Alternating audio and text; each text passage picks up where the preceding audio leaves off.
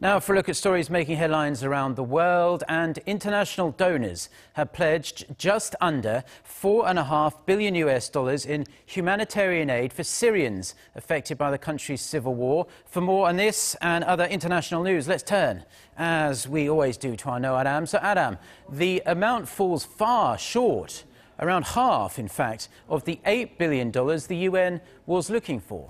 That's right, Mark. Not exactly the amount the head of the UN aid agency was looking for. Mark Lowcock made his plea at a donor conference in Brussels about a day ago, which was attended by officials from both the UN and the EU.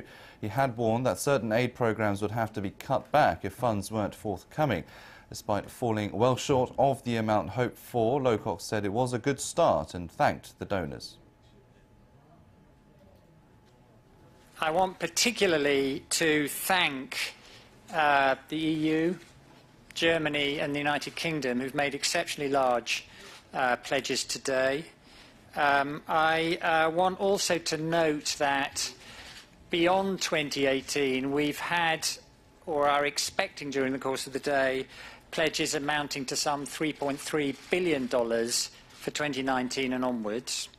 He also noted that a few other large players, including the United States, have not yet confirmed their financing for this year due to internal budgetary discussions. He said the US has been providing more than $1 billion a year in humanitarian assistance to Syria and the region over recent years. However, it remains to be seen if that will continue under the Trump administration, as there is still some confusion over Washington's stance on Syria. The UN aid agency is in desperate need to raise funds for the dire situation in the Middle Eastern nation, but has only managed to collect half of the money needed over the past couple of years. According to the UN, more than 6 million people are now internally displaced in Syria. More than 5 million have fled the country and 13 million are in need of aid. Meanwhile, the conference was also a platform for EU officials to urge for UN-led peace talks in Geneva to restart. The previous 8 rounds of talks aimed at ending the Syrian war have gained little steam. EU diplomatic chief Federica Mogherini once again urged Russia and Iran to pressure their ally Damascus to engage in the negotiations.